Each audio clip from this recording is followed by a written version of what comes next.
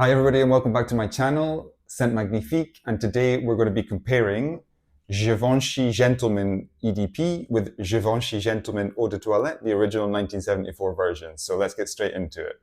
So I had a very Givenchy Christmas.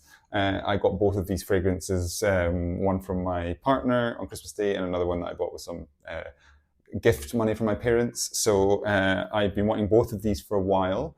And the reason why I wanted to do a video comparing the two is because despite them both being from the Givenchy Gentleman line, they are actually very polar opposite fragrances. But at the same time, they do have some similarities. So that's what I'm really interested in discussing with you today. So let's get straight into it and smell smell them both. So first of all, we've got Givenchy Gentleman 1974 Eau de Toilette. So this is the original one. It's one that they've kept in the line because it's such a classic and it's so popular.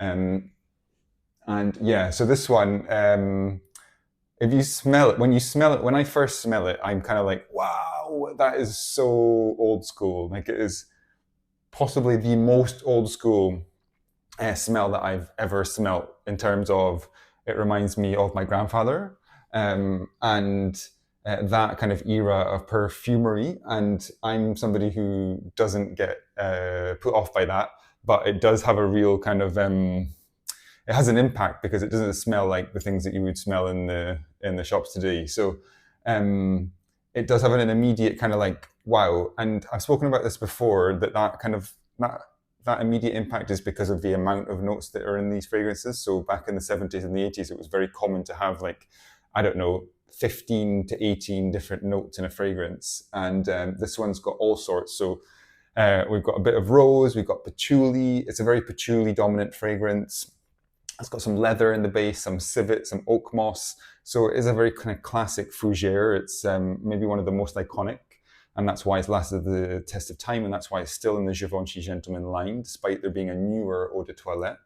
This one is called the original 1974 one. And what I'm loving about this one is the dry down. So it has this very kind of like in your face kind of, I would say 80s, but it's not 80s, it's 70s vibe when you spray it. But it does dry down to something that's very kind of like a fresh patchouli, which is not easy to achieve because patchouli is not freshness is not necessarily what you would first associate with patchouli, but it's the mixture of the it's not got it has got vanilla and amber in the base as well. Sorry, so there's a kind of warmth that comes with it in the end, but I think it's the rose and there's some spices such as tarragon and cinnamon in the top, which give it sort of rounds out the as it dries down and creates something that's just kind of got good staying power, very, very pleasurable to wear because it's sort of warm but fresh at the same time. So I'm going to come back and speak more about it, but I kind of want to move on to Givenchy Gentleman EDP to kind of continue the conversation. So yeah, this is the bottle, the black one, and let's have a sniff. Yeah, so this one is, yeah, I'm also loving this one. I just love both of them. So there's a lot of talk online at the moment about Dior Homme 2025 Parfum and Dior Homme Intense being rebranded, and I'm going to do a separate video on those as well. However, this is the kind of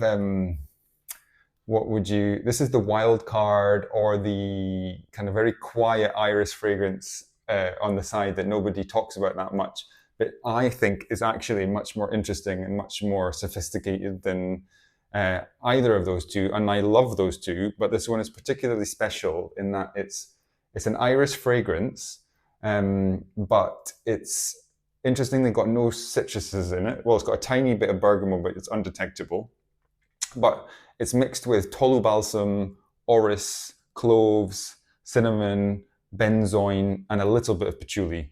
So what that equates to is, it sounds like it's something that would be very, very sweet, but actually it's not that sweet, but it is very warm and creamy. And for that reason, I find it to be very elegant fragrance.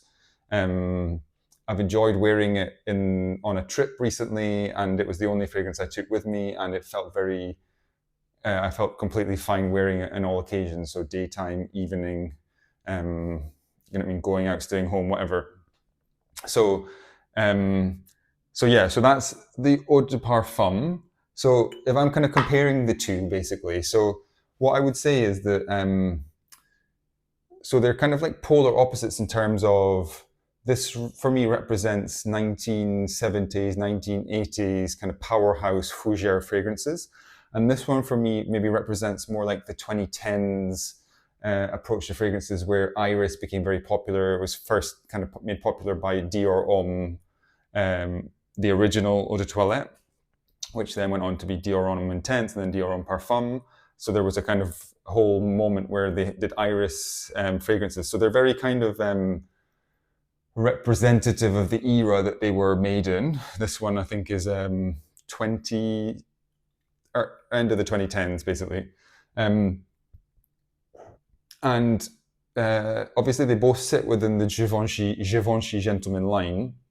And I'd say what unites the two is they're very elegant. So they kind of live up to the name of gentlemen in that they're classic, sophisticated men's fragrances, which I would respect anybody wearing either of these fragrances. And interestingly, when you get to the very, very end of the dry down, there is actually some similarity in that they both have lasting power, and it's the sort of vanilla that pervades at the end. So interestingly, despite the kind of major contrast between the two, there are those similarities in terms of the type of fragrance, they're very elegant, and then the fact that they are kind of very warm and kind of cozy at the very end. And then the other point that, because I've been kind of playing with wearing them over the holidays, and the other one is that this one is I'm very much enjoying in the daytime, and this one I'm very much enjoying in the evening. So obviously it does feel more like a nighttime scent, and this one does feel more like a daytime scent. And obviously that's what a lot of these lines now aim for, is sort of versatility within the range. You'll find that within the Eau Sauvage, the Sauvage range of Dior, or the Dior Homme range at the moment. They're trying to sort of diversify within the one line, if you like. So, Givenchy Gentleman EDP and Givenchy Gentleman Eau de Toilette, 1974 version original. What are your thoughts on those two? Do you own either of them?